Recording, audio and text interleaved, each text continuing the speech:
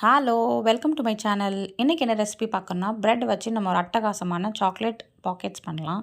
அதுக்கு 4லேருந்து 5 ப்ரெட் வந்து எடுத்துகிட்டு சைட்ஸ் எல்லாத்தையும் நல்லா ட்ரிம் பண்ணிவிட்டு ரோலிங் பின் வச்சு நல்லா ரோல் பண்ணி எடுத்துக்கலாம்.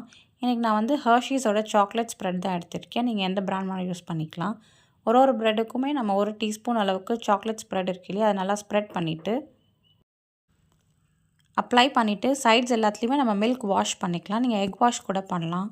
எதுக்காக அப்படின்னா, நமக்கு வந்து வெட்டாக இருந்துச்சுன்னா நமக்கு நல்லா சீல் ஆகி நமக்கு வந்து சாக்லேட் வந்து நம்ம டோஸ்ட் பண்ணுறச்ச வெளியே வராது. இந்த மாதிரி நல்லா சீல் பண்ணி எடுத்துக்கலாம். அதுக்கப்புறமா ஒரு தவாவில் வந்து 1 டேபிள் ஸ்பூன் அளவுக்கு நெய் சேர்த்திட்டு நம்ம ஆல்ரெடி பாக்கெட்ஸ் பண்ணி வச்சுருக்கோம் இல்லையா, அதை 2 சைடு நல்லா டோஸ்ட் பண்ணி எடுத்துக்கலாம் மீடியம் ஃப்ளேமில். ஸ்லைட்டாக நம்ம கீ அப்ளை பண்ணிக்கலாம். 2 சைடும் அப்ளை பண்ணிவிட்டு மீடியம் ஃப்ளேமில் வச்சு நல்லா டோஸ்ட் பண்ணி எடுத்துக்கலாம். இந்த மாதிரி கோல்டன் கலரில். சிம்பிளான ரெசிபி தான். ப்ரெட் அண்ட் சாக்லேட் ஸ்ப்ரெட் உங்கள் வீட்டில் இருக்குது அப்படின்னா நீங்கள் 10 மினிட்ஸ்லேயே இதை பண்ணிடலாம். கிட்ஸ்க்கு ரொம்பவே பிடிக்கும். இதை என்னைக்காச்சும் நீங்கள் கொடுக்கலாம். இதை லஞ்ச் பாக்ஸ் ஒரு பிரேக் பாக்ஸ்க்கும் நீங்கள் இதை சர்வ் பண்ணலாம்.